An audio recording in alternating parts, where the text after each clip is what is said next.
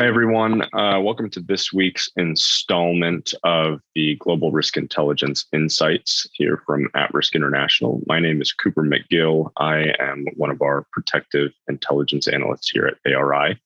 And I'm going to kick us off today with an update on the situation in Ukraine. So firstly, fighting has slowed, at least relatively, over the last about week or so, as the Russian military units have been redeployed toward the eastern regions of Ukraine in anticipation of a more significant conflict over there. And again, this slowdown is very relative, as there's still significant shelling and missile strikes taking place in both the east and the south of Ukraine. Russia has appointed a new commander for the war, Army General Alexander Dvornikov, who has prior military experience in Syria as well. And in response to some of the mounting losses on the Russian side, Russia has begun to step up recruitment with personnel discharged from military service in 2012, reportedly being recruited to the military, as well as personnel from Transnistria, which is a separatist region of Moldova. And as well as a mobilization of personnel from the Donetsk and Luhansk separatist regions in the eastern part of Ukraine. However, even given all of this, it's still questionable whether Russia actually has the capability to take and withhold significant territory even in the eastern regions of Ukraine. So that really remains to be seen. We've seen some further evidence of war crimes and direct targeting of civilians emerging lately. Toward the beginning of this conflict, in some areas of the country, and particularly in some suburbs of Kyiv, Russian military had moved in and occupied those areas and small towns and suburbs. And now, given these new troop movements toward the eastern parts of the country, some of these troops are now pulling out, and we're able to, get a better view of kind of the full extent of the actions taken in these areas. And unfortunately, some pretty horrific reports coming out of, torture, rape, murder of civilians, sometimes at pretty large scales. So this is definitely renewed discussion on the global scale of potential war crimes and the idea of potentially going after Putin and Russia for these, specifically for war crimes. Additionally, some new sanctions have been put in place over the last week. The EU banned Russian coal imports as well as chemicals, vodka, and caviar. But they are still yet to touch any of Russia's oil and gas imports. Additionally, exports of technology and jet fuel to Russia are also banned, and there have been some additional sanctions placed on Russian oligarchs, those in Putin's very close inner circle, as well as sanctions placed on Putin's two daughters. But it remains to be seen how these and other sanctions will play into this conflict and have an effect on Putin and Russia and their decision making. No significant progress to report with any talks or negotiations at this point. The Austrian Chancellor Karl Nehammer, who just recently met with Zelensky in Kyiv on April 9th, will be in Russia today, actually on April 11th, to meet face-to-face with Putin. This will be the first EU leader to meet face-to-face with Putin since the invasion. There are no signs that any significant progress in these talks or negotiations are incredibly likely. The Austrian Chancellor said he intends to attempt to build a bridge between Russia and the Ukraine and the EU, but it's unlikely at this point that any sort of talks between the two of them are going to lead to any sort of significant changes in Russian tactics. The Czech Republic has supplied tanks, and Slovakia supplied anti-aircraft systems to Ukraine. However, NATO met last week to discuss just how far they should go in supplying weapons to Ukraine. there are significant concerns over escalation or perceived escalation, particularly if weapons supplied by NATO were to cause significant Russian casualties, in particular, if they were to cause significant Russian casualties in a single sort of major conflict event. So NATO is trying to be incredibly careful about any sort of sign of perceived escalation. And it's possible that this is going forward, continue to affect the supplies and military supplies and assistance that NATO or the US supplies to Ukraine. A significant escalation is increasingly likely in the next month. On May 9th, Russia will celebrate Victory Day, which marks the surrender of Nazi Germany. This is obviously significant given one of the main justifications for Russia invading Ukraine was the quote unquote denazification of Ukraine. So it's likely this provides them with some extra motivation to try and at least appear as though they have some sort of elements of a decisive victory by May 9th on Victory Day. So it's possible this is going to lead to some increased escalations going forward and leading up to that date. A prolonged conflict remains quite likely. However, as fighting shifts to the east, we could end up with a situation in which Russia and Ukraine, both are put in a place where they can't win.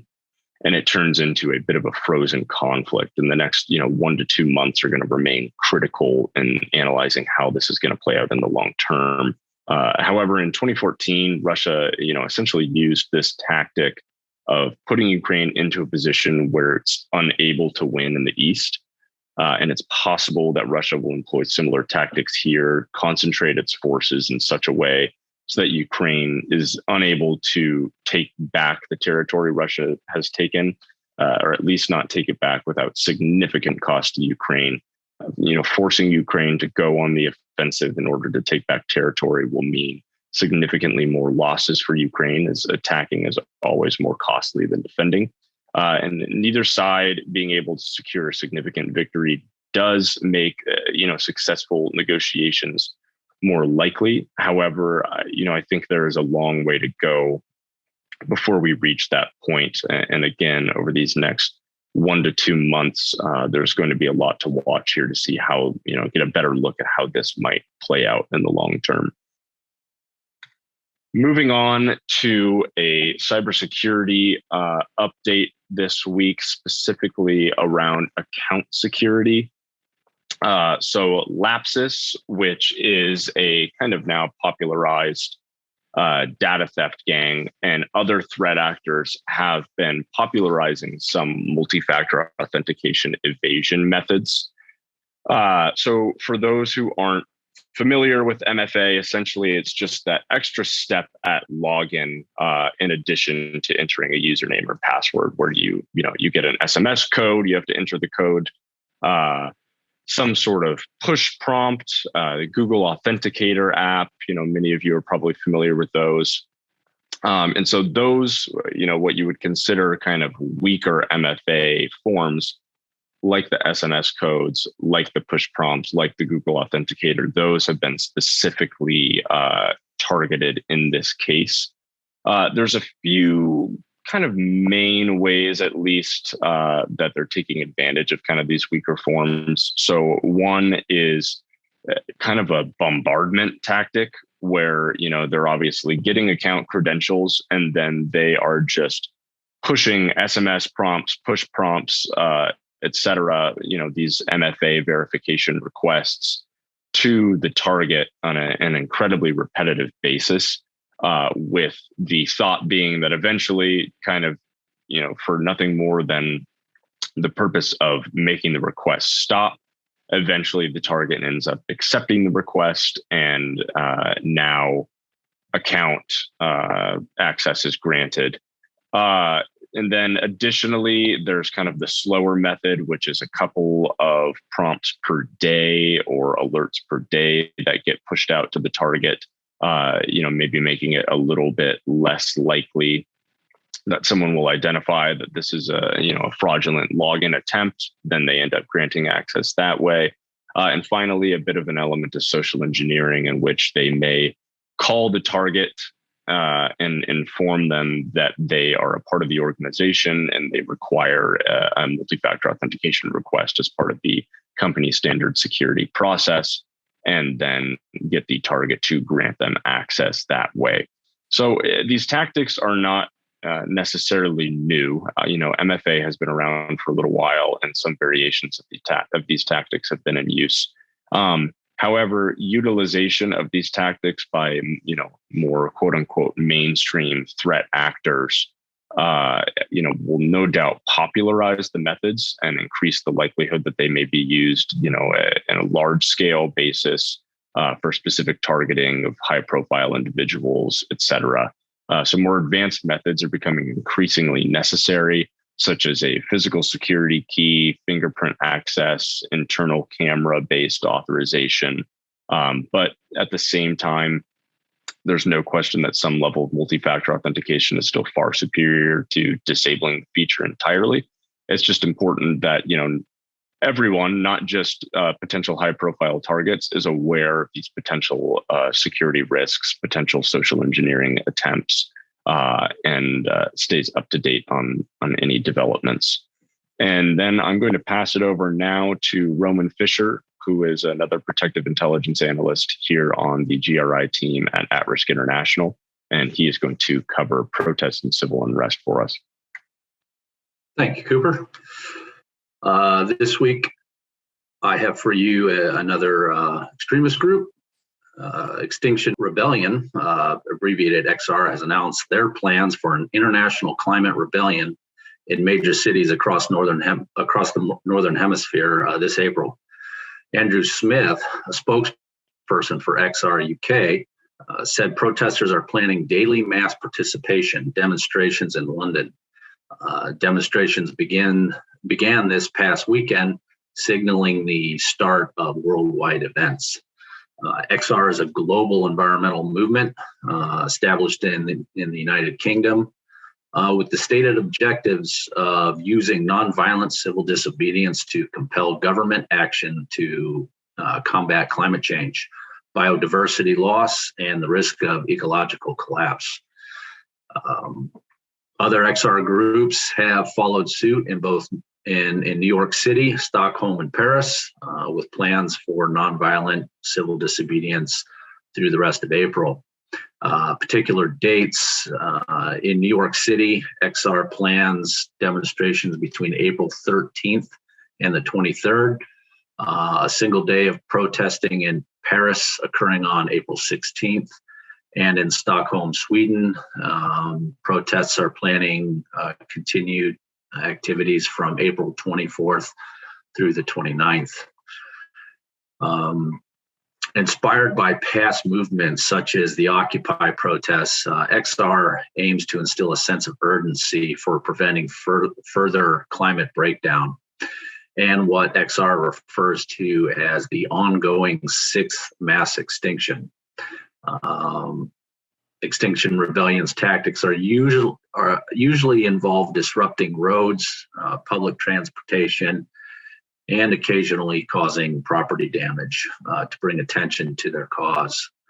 Additionally, some XR activists have chosen to accept arrest and even imprisonment in order to promote their cause.